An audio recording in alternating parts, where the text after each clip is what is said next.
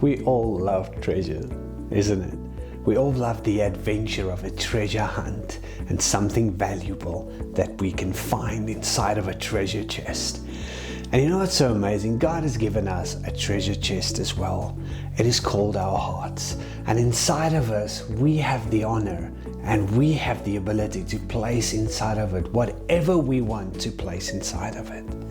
But I really know that God is challenging us to choose wisely and place stuff of eternal value inside of the treasure troves of our hearts. See, Jesus said this in Matthew 6:19. He says, "Do not store up for yourselves treasures on earth." You see, where moth and vermin destroy, and where thieves break in and steal. But store up for yourselves treasures in heaven, where moths and vermin do not destroy, and where thieves do not break in and steal. For where your treasure is, there your heart will be also. So I want to encourage you today to not fill up your heart with the ways of the world, with the anxiety and the worry and the negativity of stuff that's going on, about the economy that's dropping and falling. No, but rather fill your heart up today with worship. Fill it up with worship and a full attention to the King. You see, because that has eternal value, so that when the troubled times come, you have something valuable to draw from that will encourage and strengthen you for the day of tomorrow. You see, whatever your heart is filled up with, when it is needed to be pulled out, that would come up to the surface. You see, because what is in the heart, that is the way that will also be.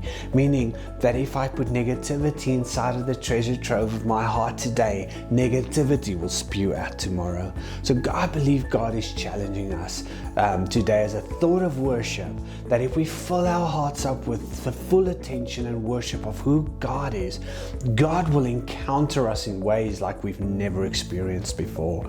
Let's not flow with the flow of the world and its negativity, but let's flow in worship. Let's deposit worship inside of our hearts, but not our own worship. Worship that belongs to the King Almighty today, because He is worthy to be praised. And I want to challenge you on this and say this as a thought of worship for you in your time and daily time with the Lord, even in this week, that you would be challenged knowing that God will renew your mind, and He will. The more you put your attention in worship times and moments on Him, that is how you fill up your treasure chest with worship. And I'm saying, put on a song, do a worship song to the Lord.